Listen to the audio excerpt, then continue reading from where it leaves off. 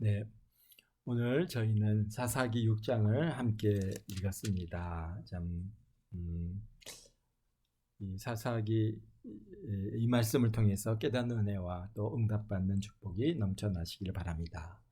이스라엘 백성이 하솔 왕 야빈의 학대에서 사사 드보라와 바락의 군대를 통해서 이제 그들을 멸하고 그 압제에서 벗어나서 40년 동안을 평안을 주셨습니다. 40년이라고 하는 시간이 그냥 여기서 이렇게 그냥 기록되어 있으니까 40년인가 보다 하지만은 우리의 삶을 이렇게 돌이켜 보면 40년이라고 하는 시간은 결코 그렇게 짧은 시간은 아닙니다. 어떤 면에서 하솔 왕 아빈과 시스라에 의해서 학대받던 그러한 시기에 태어났던 사람들이 이제 어떻게 해요? 40세가 넘는 그런 세대로 이제 세대가 됐기 때문에, 그러니까 세대가 바꿔져 있는 것이죠. 그때 막 태어난 사람이 이제 40이 넘어갔잖아요. 그러니까 대략적으로 보면은 뭐 이제 사회의 주도적인 역장에 있는 40대, 50대들이 사실 어떤 면에서는 그러한 하솔 왕의 그런 압제, 시스라의 그러한 학대를 기억을 잘 못하는 그런 시기에 있는 사람들이 이제 사회를 이끌어가게 됐습니다. 그러니까 드보라를 통해서 구원을 경험한 백성들은 하나님의 위대하시고 오직 여호와만을 갖다가 섬기며 살겠다고 작정하고 그렇게 산 시간이 이제 40년이라고 하는 시간이 되었죠. 그런데 그 자녀의 세대들은 역시 여호와를 알지 못하고 여호와의 목전에 악을 행하고 있습니다. 그래서 어떤 악을 합니까? 바알을 섬기고 아세라를 섬기는 그런 우상 숭배가 그냥 이제 뭐 이렇게 개인적으로 뭐 이렇게 좀 그런 수준이 아니라 지금 이제 아예 성읍마다 아주 심각하게 우상 숭배에 빠져 있는 것을 오늘 사사기 6장 28절 이후에서 우리가 그렇게 보게 되는데요. 보면은 기드온이 살았던 그 시골 마을까지도 바알의 제단이 또 아세라 목상이 세워진 것을 우리가 볼 수 있습니다. 지금 이스라엘 백성들이 얼마나 심각하게 우상 숭배가 행하여진 것을 우리가 여기서 이제 발견해 갈 수 있는데요. 개개인이 몰래 섬기는 수준이 아니라 이 사회 전체가 우상을 갖다 숭배하고 있으며 이것을 금하거나 거부하는 금하거나 훼손하는 일에 대해서는 사회적으로 거부하는 단계까지 들어와 있습니다. 그래서 우리나라도 미신이나 우상 숭배, 우상을 세우는 것에 대해서 아주 강한 거부 반응이 있었습니다. 그러니까 대략 뭐 독립을 하고 몇 년 정도일까요? 한 30년, 40년 정도는 이제 어떻게든지 이 나라의 미신이나 우상이나 이런 것들을 철저하게 타파하려고 하는 그 초대 대통령과 그 박정희 대통령 시대까지는 굉장히 그런 것들을 갖다 해서 지금은 우리 주위에 다양한 무당들이 이렇게 이제 진을 치고 있는데요. 그때까지만 해도 무당이 동네에 들어와 있을 수가 없었습니다. 그래서 전부 다 쫓아내서 다 산으로 들어가고 정말 무당이 이렇게 진을 칠 수 있는 그런 사회적인 분위기가 아니었습니다. 어떻게든지 그런 이 무당들을 갖다가 또는 우상을 뭐 장승을 이런 것들을 갖다 허락하지 않았던 그런 시기인데요. 그런데 전두환 대통령 또 노태우 대통령 시기를 지나면서 우리 사회적으로 큰 변혁을 겪었습니다. 그러니까 제가 이제 대학을 다니고 군대를 갔다가 돌아와서 복학을 했더니 대학교 정문 앞에 뭐 장승이 딱 세워져 있는 거예요. 그래서 뭐 천하지 뭐죠 그게 천하지 장군 그다음에 지하 여장군 그래갖고 뭐 이렇게 일단 장승이 두 개가 이렇게 이제 서 있는 것을 보았습니다. 그래서 깜짝 놀랐어요. 아니 왜 이런 게 여기에 이렇게 세워졌느냐? 그랬더니 이제 그 당시의 사회가 이제 그러한 이 뭐랄까요 장승을 그러니까 아마 그 이제 대통령이나 이런 분들의 영향인 것 같아요. 그래서 그걸 갖다가 이제 민속, 문화, 재건, 이런 걸 통해 가지고, 그거는 어디 그냥 세운 데 세워야 되는데, 이게 대학교 앞에다가 정문에다가 막 그것을 세워놓고 그렇게 했는데, 그로 인해서 사회 갈등이 굉장히 심각했습니다. 그래서 찬반론이 굉장히 사회를 갖다 분열시키고, 그래서 그걸 미신이다, 그걸 왜 세우느냐, 아니다, 이건 정통 예술이 문화다, 그러면서 막 굉장히 그렇게 이제 서로 간에 그런 갈등이 있었던 시기가 있었는데요.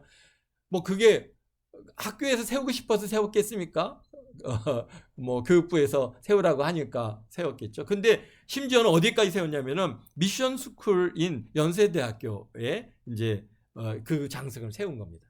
그래갖고 학교에서 굉장히, 우리가 미션 스쿨인데 왜 이게 장승을 여기서 세우면 되냐 하면서 그 학교 내 기독 동아리가 굉장히 그것을 갖다가 거부하고, 이게 말도 안 된다, 어떻게 이거 세우냐, 그래서 계속 거부했지만, 그러나 대학 이 본부는 교육부 국가로부터 계속 압력을 받으니까 그걸 안 세울 수가 없는 겁니다. 그러니까 학생들이 이제 반대하다가 안 되니까 어느 날 저녁에 전기톱을 가져가서 그 장승 갖다 그냥 잘라버렸어요. 그래가지고 잘라버리는 그런 일이 이제 발생해갖고, 그래서 그 후에 다시 세웠는지 어쨌는지는 잘 모르겠습니다.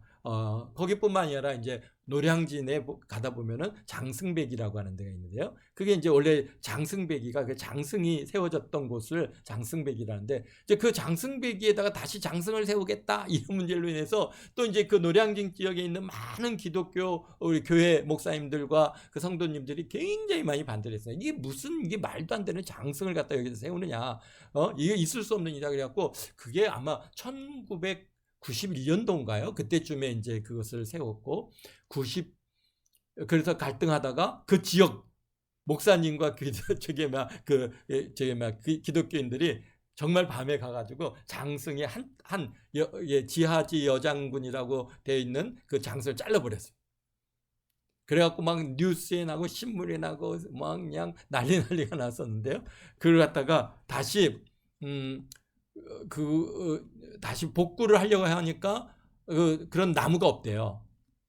그러니까 아마 굉장히 그게 큰 나무나 그런 게 쉽지 않은가 봅니다. 그래서 결국은 쇠로 그 기둥을 갖다가 이렇게 연결해서 쇠를 갖다가 거기다 박아가지고 그냥 복구해서 지금까지 아마 지금 내려오고 있는데, 지금은 어떻게 그게 바뀌어졌는지 어쩐지 모르겠습니다. 그러니까 우리 사회가요, 그로부터 그냥 전국 방방곡곡의 장승들이 막 세워지는 겁니다. 그래서 결국 전통문화라고 하는 미명하에 장승을 세움으로써 지금까지 지금 이렇게 세워가고 있습니다.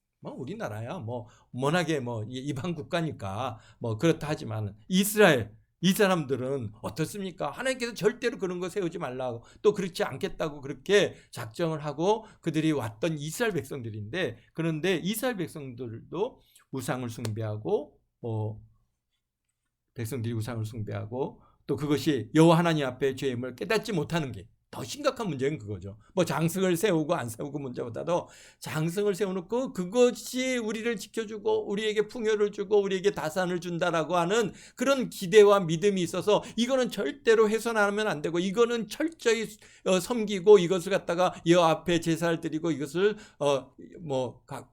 이렇게 돌봐야 된다라고, 그런 사회가 지금 되어버렸단 말이죠.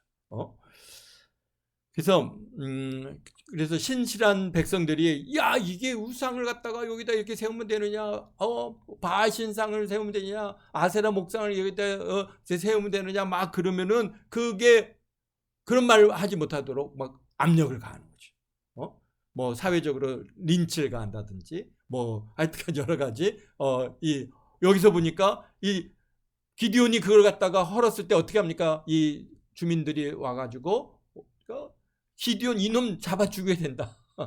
죽이려고 덤벼들잖아요. 이 정도로 이렇게 굉장히 그런 사회적으로 이미 그들의 생각과 삶과 이런 의식을 다 바알과 아세라 목장이 딱 장악하고 있는 그런 상황에 있다고 하는, 그것이 그냥 단순히 그냥 한 개인의 가정의 문제가 아니라 뭡니까? 한 성읍이, 그 모든 집안이 다 같이 그렇게 우상을 숭배하는 그런 상황에 있는 것을 봅니다. 그러다 보니까 하나님 앞에 얼마나 이 악을 행하니까 하나님께서 여기 1절에 보니까 결국은 이스라엘 자손이 또 여호와의 목전에 악을 행함으로 여호와께서 7년 동안 그들을 미디안 손에 넘겨주셨다. 그러니까 이 어려움이나 환란이 오는 데에는 그만한 이유가 있습니다. 그리고 또 반복되는 거예요. 이게 참 어떻게 한 40년 지나고 났더니 또 이미 한 세대가 지나면은 다음 세대들은 또 하나님을 모른다. 그렇게 참 그렇다고 하는 이 사실이 우리가 안타까운 일이죠. 우리가 자녀들에게 신앙을 갖다가 잘 전달해 줘야 되는데 이 사회가 그러지 못하고 가장 큰 이유 중에 하나는 뭐예요? 바알을 숭배하는 상황이 됐으니 뭘 그들에게 얘기를 하겠습니까? 너 여호와 하나님만을 지켜야 된다. 여호와 하나님만을 갖다 예배해야 된다라고 그렇게 이제 전할 수가 없는 겁니다. 왜? 본인들은 그런데 뭘 하고 있어요? 우상을 숭배하고 있잖아요. 바알을 숭배하고 있잖아요. 그러니까 자녀들은 자연스럽게 누구를 보고 자랍니까? 부모의 등을 보고 자란다. 그런 얘기를 갖다가 많이 합니다. 부모가 어떻게 행동하는가? 그래서 내 자녀가 이렇게 살았으면 좋겠다 그러면은 그 내가 앞서서 솔선순범해서 그렇게 살지 않으면은 그러면은 말로 너 공부해야지. 너 하나님 잘 섬겨야지. 아무리 말로 한들 그게 먹혀지지 않는 것이죠. 그러면서 본인은 우상을 숭배하고 있으면서 너 여호와 하나님만 섬겨야 돼. 그렇다면은 그 자녀가 그것을 받아들이겠느냐는 것이죠. 우리들은 마찬가지죠. 우리도 우리가 하나님을 잘 섬기고 예수님만 우리가 의지하고 살겠다라고 얘기하면서 그러면서 우리는 참 나와서 예배드리고 막 하나님 찬양하고 그러는데 집에 가서 하는 얘기들은 어떻게 그냥 하나님만 믿고 살 수 있어? 그거 안 돼. 또 다른 게 있어야지. 막 그러면서 뭔가 우리 의지나 기대가 다른 것들을 갖다 우리가 이렇게 나도 모르는 사이에 나오게 되어진다면은 그것을 누가 들어요? 자녀들이 다 듣죠. 그냥 형식적으로 하나님은 형식적으로 믿는 거고 그리고 그냥 우리가 저게 사는 거는 우리가 이렇게 우리 부모님이 이렇게 믿는 저 삶의 방식대로 우리가 그렇게 사는 거야라고 그렇게 나도 모르는 사이에 그렇게 거기에 이제 배워지는 것이죠. 그러니까 그것이 이 자녀들이 또 40년 지난 이 시대에 와서 이스라엘 백성들이 이렇게 범죄하는 것은 그 앞섰던 부모들이 말은 그렇게 하나님을 잘 섬긴다고 했지만은 그렇게 섬기지 않은 것이죠. 벌써 이런 식으로 바알 숭배가 이 정도로 사회를 딱 장악할 정도면은 그냥 한두 해 돼서 된 게 아니죠.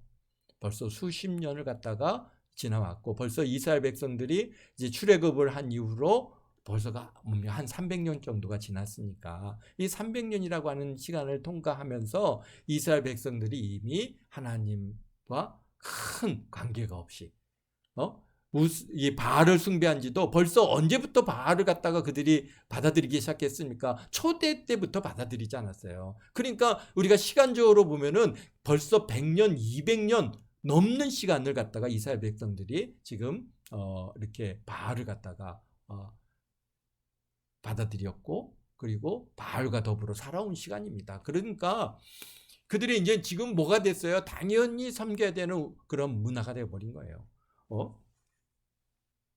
그러니까 하나님께서 이제 미디안을 들어서 사용하기 시작하는데요. 미디안은 어디입니까? 미디안은 지금 사우디아라비아 지역에 있었던 족속들이고 모세의 장인이 누굽니까? 바로 미디안 제사장 이드로 아닙니까? 그러니까 그렇게 보면은 이스라엘 백성들이 출애굽을 해서 홍해를 건너 미디안 땅으로 건너갔고 그곳에서 꽤 오랜 시간을 갖다가 보내면서 미디안과는 사실 괜찮은 관계를 갖다 유지해 왔습니다.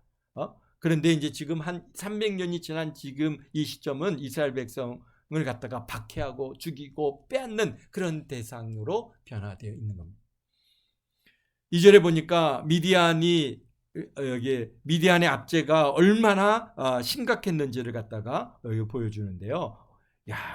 미디안의 손이 이스라엘을 갖다가 이긴지라 이스라엘 자손이 미디안으로 말미암아 산에서 웅덩이와 굴과 산성을 자기들 위하여 만들었으며 이스라엘이 파종할 때면 미디안과 아말렉과 동방 사람들이 치러 올라와서 그렇습니다. 그러니까 이 미디안과 처음에는 그래도 막 어느 정도 싸움을 했죠. 싸움했지만은 그러나 결국 미디안에 이제 밀려났고 거기에 싸움에서 지게 되니까 그 다음부터 이스라엘 백성들이 어디로 올라갑니까? 산으로 올라가고 산성을 쌓고 거기에 이제 웅덩이를 파고. 왜 그래요? 이 미디안 사람들 피해서 산으로 올라가서 이제 자신들을 갖다 보호하기 위해서 산성을 쌓고 그리고 거기에 웅덩이를 파는 거는 이제 식수를 갖다가 확보하지 않으면은 안 되니까 웅덩이를 파서 이제 거기에서 식수를 확보해 가지고 거기서 저항을 하는 그런 또 숨어서 사는 그런 모습을 갖다가 여기에서 그려볼 수 있습니다. 근데 이 미디안 사람들과 그 다음에 아말렉과 동방 사람들은 대략적으로 그러니까 아랍 사람들입니다. 그러니까 아랍 이런 사람들이 몰려와서 그들이 당시에도 보면은 뭘 많이 키웠어요? 낙타도, 나귀도 뭐 이런 여러 이런 동물들을 갖다가 다 데리고 와서 이스라엘 백성들이 있는 이 이스라엘 평야 지역에 풀이 많거든요. 그러니까 이제 우리가 여러분들이 이렇게 이제 기회가 있으면은 성지 순례를 가보면은 정말 이 아랍 땅은 거칩니다.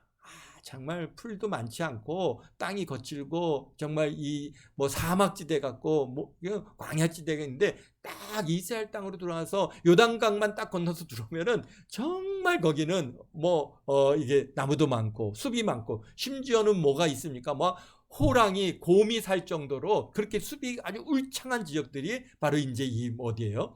이 가나안 땅, 이스라엘 땅이거든요. 그러니까 참 적과 꿀이 흐르는 땅이니까 늘 그들이 이제 침범에 들어와서 거기에서 약탈을 가하는데요. 언제 오냐고요? 참 이 나쁜 게 파종할 때 오는 거예요. 파종은 뭡니까? 지금 이제 농사를 갖다가 이제 씨를 뿌려가지고 그것을 자라서 열매를 거둬야 되는데 이 파종할 때 씨를 뿌릴 때 와갖고 그걸 싹 뺏어가면은 그러면은 가을 거지가 없어요. 그래서 원래 이 씨앗은 파종할 씨앗은 이렇게 겨울철에 굶어도 그거는 안 먹고 그걸 지키지 않습니까? 그래서 이제 봄에 파종을 해갖고 그것으로 열매를 이게 추수를 해야 되는 그런 것들은 정말 이 귀한 것인데 생명 같은 존재인데 그걸 빼앗아 가는 거예요. 아주 못됐죠. 정말 철저하게 이스라엘을 갖다가 어떻게 하십니까? 그 땅에서 몰아내기 위해서 완전히 멸하기 위해서 이 미디안 사람들이 그렇게 여기 압력을 가하고 이스라엘 백성들을 괴롭혔습니다. 4절에 보니까 진을 치고 가사에 이르도록 토지 소산을 갖다 멸하며 이스라엘 가운데 먹을 것을 남겨두지 아니하며 양이나 소나 나귀도 남기지 아니하니 이는 그들의 짐승과 장막을 가지고 올라와 메뚜기 같았다. 얼마나 그 숫자가 많으면은 메뚜기 같았답니다. 더구나 여기 가사까지 이르렀다고 하는 거 봐선 지금 가사가 어디입니까? 가자지구거든요. 지금 그러니까 가사는 누구 땅이었어요? 단지파에게 주어진 땅인데 이 단지파의 그 땅에까지도 계속해서 그러니까 지금 저쪽 지중해까지 완전히 이 이스라엘 전 가나안 지역을 갖다가 이렇게 미디안 사람들이 들어와 가지고 다 그 먹을 것을 갖다가 하나도 남기지 않냐고 메뚜기 같이 많이 들어와서 그 사람과 낙타가 무수하니 그들이 그 땅에 들어와 멸하려 하니 이스라엘 백성이 미디안으로 말미암아 궁핍함이 심한지라. 그러니까 언제든지 우리가 이게 지금 이제 우크라이나 전쟁 중에 있는데요. 이 전쟁을 하게 되면은 가장 어려운 게 뭘 하지 못해요? 농사를 못 짓는단 말이에요. 농사를 지어야 할 시기에 봄철에 막 싸워서 농사를 파종을 못 하고 또 추수해야 되는데 추수할 때 또 막 해가지고 또 추수를 못해서 거두지 못하니까 정말 거기에 풍성한 정말 엄청난 밀 곡창지대임에도 불구하고 먹을 것이 없어서 힘들어하는 그런 상황까지 그렇게 지금 가는데 지금 언제든지 뭐 아프리카나 어느 나라든지 이렇게 백성들이 그렇게 기아에 시덕이고 먹을 것이 없어서 고통받는 가장 큰 이유는 농작물이 안 나와서가 아니라 거기에 분쟁이 있다 보니까 농사를 지을 수가 없습니다. 추수할 수 없어요. 그러다 보니까 그 지역에 사는 사람들이 기아에 빠집니다.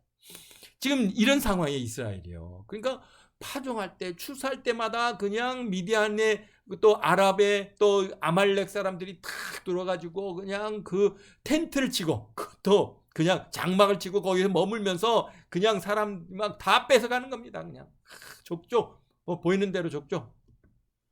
그러니까 이스라엘 백성들이 먹을 게 없죠. 굶주리죠.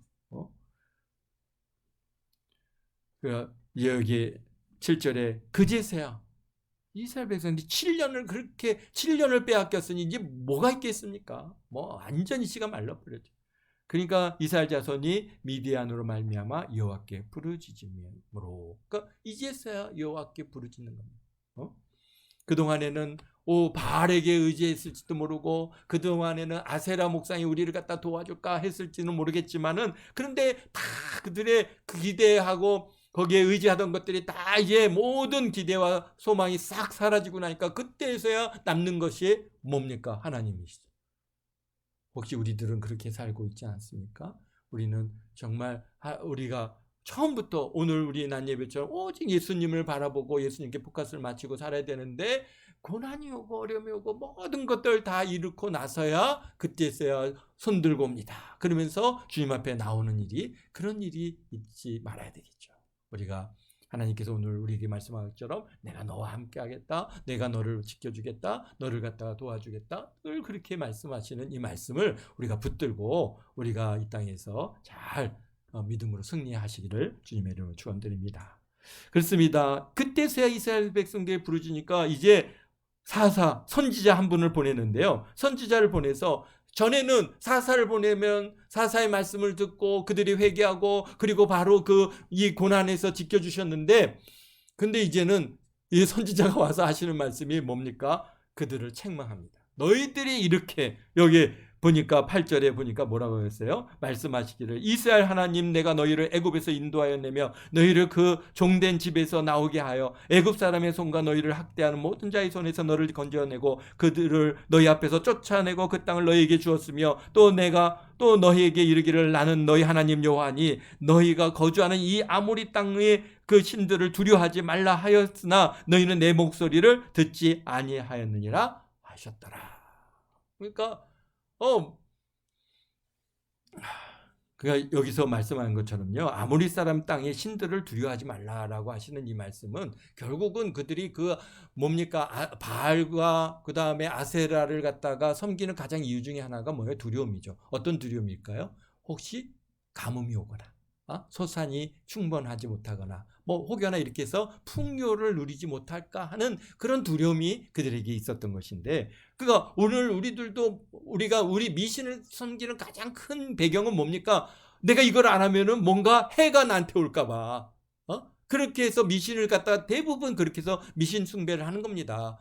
이거 안 하면은 여기 이 지역에 있는 귀신이 나를 괴롭힐까? 귀신은 어떻게 돼요? 나선 예수 이름에 물리쳐야 되는데, 그러나 그들은 예수가 없으니까 당연히 그들이 혹여나 이걸 안 하면은, 이걸 갖다가 이렇게 하지 않으면은 혹여나 내게 해가 오지 않을까 하는 두려움. 이스라엘 백성들이 믿음을 잃어버리니까, 여호와 하나님에 대한 믿음을 잃어버리니까 당연히 바로 그들에게 그러한 두려움의 영들이 찾아와서 꽁꽁꽁꽁 묶어가는 것입니다. 그렇습니다. 그래서 책망하고 나서 그 다음에 누가 여호와의 사자를 갖다가 기드온에게 보내시죠. 근데 이 기드온이 지금 뭘 하고 있습니까? 기드온이 지금 어디에 있어요? 포도주 틀에서 거기서 밀을 갖다가 타작하고 있더라.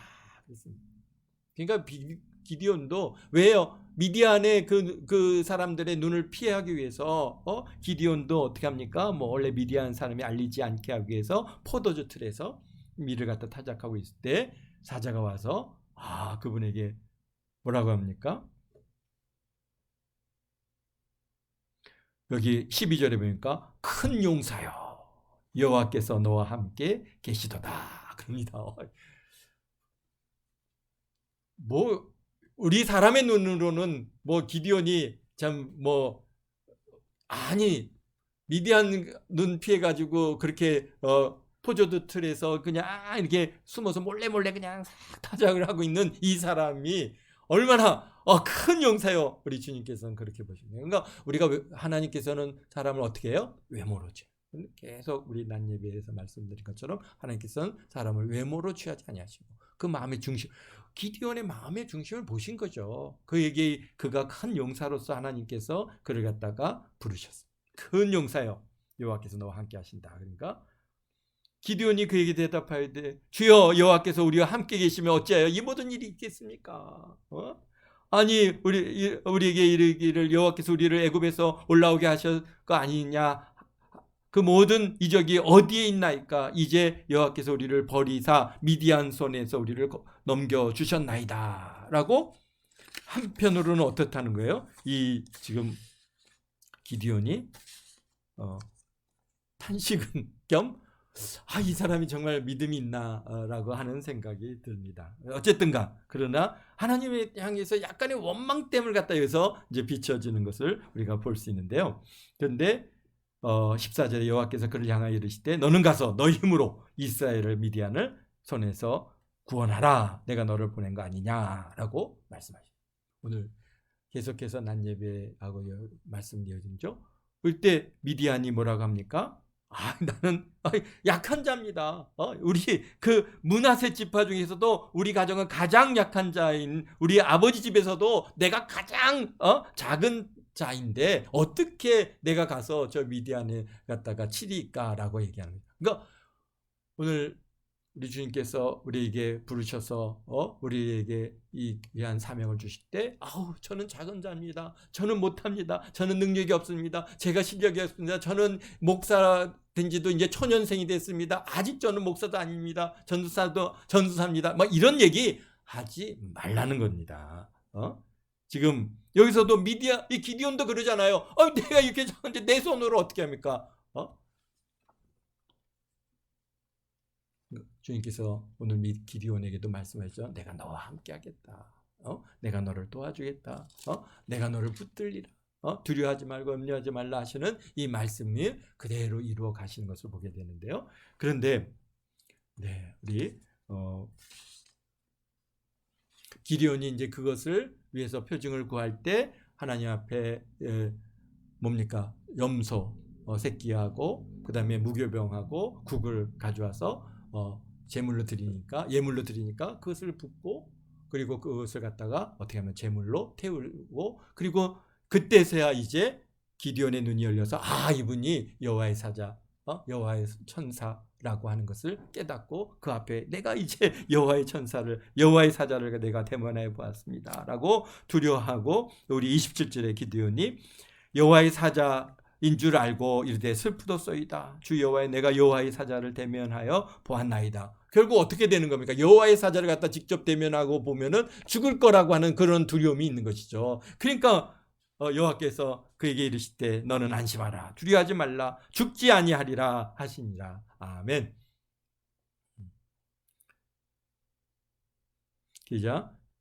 기드온이 여호와를 위하여서 제단을 쌓고 그것을 여호와 샬롬이라 하였더라. 그것이 오늘까지 아비에셀의 사람에 속한 오브라에 있더라. 그렇습니다. 근데 25절 이후에 보니까 이제 기드온에게 하나님께서 여호와께서 그게 뭐라고 말씀하십니까? 너희 7년 된 둘째 소를 갖다가 잡아가지고 여호와 앞에 제사를 드리는데 어떻게 하느냐? 아세라 여기 보니까 바알 제단을 갖다 헐어버리고 아세라 목상을 찍어가지고 그 아세라 목상으로 어떻게 합니까? 이 제물을 갖다가 이렇게 번제를 태워서 하나님 앞에 드리라라고 그렇게 말씀하죠. 그래서 낮에 해야 되는데 그게 자기 집안에 있는 그 이 신상이 제단이잖아요. 그러니까 사람들 그 집안 어른들도 있고 이 사람들의 눈을 피해 가지고 밤에 이제 여기 보니까 10명을 데리고 가서 하인 10명을 데리고 가서 제단을 그러니까 혼자 헐 만한 제단이 아닌 거예요. 바알 제단이 꽤 규모가 있었던 거죠. 그걸 갖다가 헐고 아세라를 갖다가 찍고 그리고 그 옆에다가 이제 제단을 쌓고 여호와의 제단은 뭘로 합니까? 돌로 이게 징을 대서 다듬지 않은 그러한 돌을 쌓아서 제단을 쌓는 거죠. 제단을 쌓고 거기다가 이제 7년 된 숫소를 갖다가 잡아서 제물로 여호와께 아세르 목상을 갖다가 그런 화구로 사용해서 제물을 하나님 앞에 여호와의 제단에 드렸습니다. 근데 그게 밤에 드렸는데 아침에 일어나 보니까 바알 제단이 헐는 것을 본 거예요. 난리가 난 겁니다. 누가 이렇게 했느냐? 이 잡아 죽여야 된다. 그럴 때 알아보니까 기드온인가? 기드온을 갖다가 죽여야 된다. 막 사람들이 덤벼드니까 이 기드온의 아버지가 말하지 않습니까? 야, 참 이분이 여기 31절 요아스가 자기를 둘러서 모든 자에게 이르되 너희가 바알을 위하여 다투느냐? 너희가 바알을 구원하느냐? 그를 위하여 다투는 자는 아침까지 죽임을 당하리라. 와, 확실한. 그러니까 역시 기드온은 그냥 기드온이 아니죠. 그의 아버지의 믿음이 여기서, 그러니까 기드온은 아버지가 믿음으로 그 자녀를 키워온 것이죠. 그러니까 하나님께서 그를 사용하시는 겁니다. 여기서 아버지가 담대하게 이 믿음의 고백을 하지 않습니까? 그러니까 사람들이 바알이 과연 신일진데 그 제단을 갖다가 파괴하였은즉 그가 자신을 위해서 다툴 것이다 라고 아주 그냥 확고한 그런 선포를 합니다. 그러니까 사람들이 물러가는 거죠. 그러면서 이제는 기드온이 뭐가 됐어요? 바알과 다투었다. 그래서 여기 보니까 여룹바알이라고 하는 그러한 이름으로 이제 불려질 정도로 이게 기드온이 나름 유명 인물이 됐습니다. 근데 여기 이제 다시 이제 미디안과 아말렉과 동방 사람들이 또 요단을 건너서 이스라엘 골짜기에 진을 치니까 이제 기드온이 나팔을 불러서 사람들을 모으고, 그리고 사자들을 보내서 이제 사람들을 모으는데 여기가 먼저 그는 므낫세 지파니까 므낫세 지파, 그 다음에 그 옆에 아셀, 스볼론, 납달리 지파. 여기 에브라임이나 또는 베냐민이나 유다 지파는 안 섞여 있어요. 왜냐하면 그들은 남부거든요. 이 사람들이 지금 있는 데는 지금 요단강을 건너서 오르는 이스라엘 땅의 중부에 속해 있는 지파들이죠. 중부하고 북부에. 그 사람들이 이제 여기에 다 모여서 기드온을 중심으로 이제 이 미디안과 전쟁을 갖다가 이제 치를 준비를 합니다. 그런데 기드온이 뭘 합니까? 이 전쟁에 나가서 이제 우리가 승리할 수 있는지 하나님 앞에 뭘 구합니까? 증표를 구하죠. 표징을 구하죠. 표징을 구하는 것 중에 뭡니까?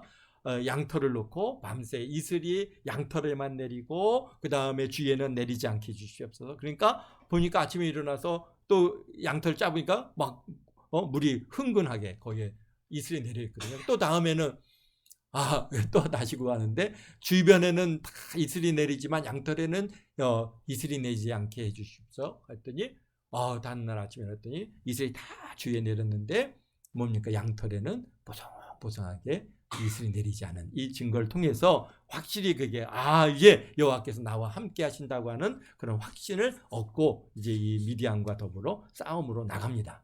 우리도 어떤 중요한 결심을 해야 될 때 분명한 음성이 나 확신이 있으면 좋은데 하나님께로부터 그런 어떤 기도의 응답들이 분명치 않을 때가 있습니다. 이게 정말 내가 해야 되는가 말해야 되는가? 그럴 때 어떻게 합니까? 하나님 주께 우리가 징조를 구합니다. 하나님. 근데 사실은 이거는 이제 믿음이 연약할 때, 초기 믿음일 때 이런 것들을 하게 되는데요. 그러나 이제 믿음이 성장하면 사람들은 하나님 말씀을 우리가 따라서 그 말씀을 믿고 우리가 나가는 건데 그 어떤 징조나 징표를 갖다가 우리가 믿음이 부족하면은 구할 수 있는 것이죠. 저도 정말 그러니까 처음 믿음이 아직 이렇게 자라오지 못했던 초기에 참 좀 항상 얘기하지 않습니까? 제가 신학을 해야 되느냐 말아야 되느냐. 자, 하나님께서 저를 갖다 정말 주의 종의 길로 가기를 원하십니까? 하나님의 그런 이 길로 신학생으로서 이 길을 가야 됩니까? 아무리 기대도 아무 음성 없어요. 그러나 마음에는 계속 그것이 올라오고 내가 가야 된다고 하는 그런 마음은 있는데 뭔가 확실한 하나님 증거를 보여주셔야 내가 이 길을 가겠습니다. 왜? 그렇잖아요. 인생을 다 바치는 일인데 그런데 그래서 이제 하나님 이제 이런 것들을 증표로 보여주십시오라고 할 때 우리 하나님께서 보여주시더라고요. 그래서 그때서야 이제 마음을 탁 잡고 정말 이제 이 길을 가겠습니다라고 하는 결단을 내렸던 그런 계기들이 있었습니다. 그런 것처럼 우리가 여러분들도 뭔가 중요한 결정을 내려야 될 때 뭔가 믿음이 오잖아요. 그런데 이거는 내가 하고 싶어요. 또 어떤 면에서는 내 인생 전체를 놓고 기도하는 일입니다. 뭐 그런 것 중에 하나도 뭐 우리가 뭐 결혼이라고 하는 문제도 있을 수도 있고요. 또는 뭐 내가 뭐 신학을 간다든지 또는 뭐 뭔가를 한다든지 하여튼 중요한 결단을 내려야 될 때 우리가 하나님 앞에 하나님 우리가 뭐 확실히 어디 있어요. 우리 장래 일들을 모르잖아요. 그러니까 우리가 믿음으로 구하든지 아니면은 하나님 앞에 증표를 구하고 하나님 이 사람이 또 내가 이 길을 가는 것이 하나님께서 원하시는 길이면은 하나님 이러한 여기서 보면은 이게 국가를 살릴 일이면은 정말 양털을 갖다가 놓고 이 증표를 구하듯이 구하지만 우리가 뭐 우리 개인의 일들을 놓고 그런 걸 우리가 구할 수는 없잖아요. 그러니까 내게 뭔가 나와의 관계된 일 속에서 하나님 이런 일들을 주님 증거로 보여주시면 이 일을 하나님께서 허락하신 줄 알고 내가 가겠습니다. 그런데 그러면요 사실은 뭐가 확실한 아직 이제 그때는 믿음이 뭐 확실치 않았으니까 그러니까 그러나 중요한 것은 믿음이 생기는 겁니다. 이게 주님께서 나에게 이 은혜를 주셨고 내가 이 길을 허락하셨구나. 그리고 오니까 저의 경우에도 마찬가지죠. 그러니까 뭐 우리 교회 규모나 또는 뭐 우리 이런 모든 것에 거기에서 자유합니다. 왜? 그게 중요하지 않잖아요. 하나님께서 부르셔서 이 길 가라고 하시는 거니까 하나님께서 먹여 주시고 입혀 주시고 하나님께서 그 길을 갖다가 책임져 주시니까 그러니까 하나님 고난이 있고 어려움이 있고 여러 가지 뭐 사람들로부터는 멸시를 받고 뭐 무시를 당하고 아무 상관없어요. 주님께서 나를 갖다 인정하셨는데 무슨 거기에 그 이상의 뭘 갖다 붙일 것이 없다라고 하는 것이죠. 그런 뭔가에 저에게 있었어요. 그런 믿음과 그러한 어떤 감사의 조건들이 있는 거죠. 그러니까 우리 김시원 전사님도 어쨌든 간에 이제 이렇게까지 왔잖아요. 와서 뭐 어떻게 이 길을 택하여 오셨는지는 잘 모르겠지만은 그러나 그런 이제 중요한 앞으로 인생에 있어서의 앞으로 이제 이 길을 딱 나갔을 때 구하는 겁니다. 뭔가 확실히 있어야 되죠. 하나님께서 내가 정말 내가 좋아서 신학은 했지만은 이 길을 가는 게 정말 하나님께서 허락하신 일입니까? 하고 뭐 뭔가 증거를 갖다가 구할 수 있는 그런 이제 그런 일들이 분명히 있으면요. 뭐 앞으로의 인생에 큰 고민, 큰 갈등이 없습니다. 자유합니다. 그렇지 않고 이게 신학을 오신 많은 분들을 보면은 중간에 고통하고 어려움이 있고 시련이 오면은 포기하고 그냥 이제 뭐 다른 직업을 갖고 직장을 그런데 그러면은 또 한쪽에서는 내가 신학을 해야 되는데 내가 이 세상 일을 해야 되나 이런 갈등이 그래서 여기에도 충성하지 못하고 여기도 충성하지 못하고 아주 그래서 그냥 갈짓자 걸음을 걷게 되어 있는 것들을 우리가 보게 됩니다. 그래서 어디를 가든지 만족함이 없어요. 그러니까 여기서 뭔가 결단을 갖다가 이제 3학년이시잖아요. 이제 앞으로 이제 그래서 그러나 우리 주님께서 우리 이 길을 이렇게까지 오시면서 지난 몇 년인가 7년, 8년 지금 이제 군 생활까지 8, 9년 이상을 주님께서 붙들어 주셨고 이 길을 갈 수 있도록 인도하신 거 거기에는 분명히 하나님의 뜻이 있습니다.